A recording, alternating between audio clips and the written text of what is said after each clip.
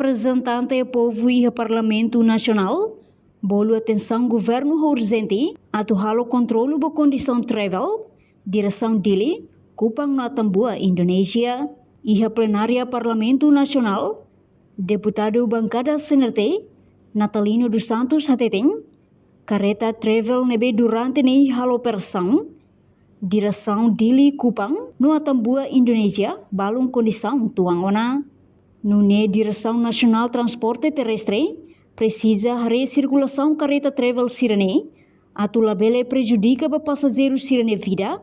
hanesan foi lalais ne, acontece desastre, resulta timuruan ida lá com vida no balu moço africane, nune representante povo e Parlamento Nacional ne apela,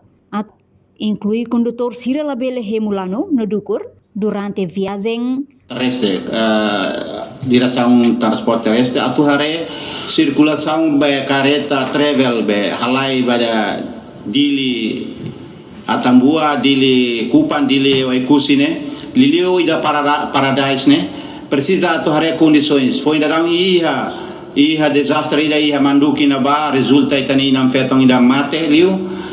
barak kane ke balu tohara, e careta ne condição ladiak.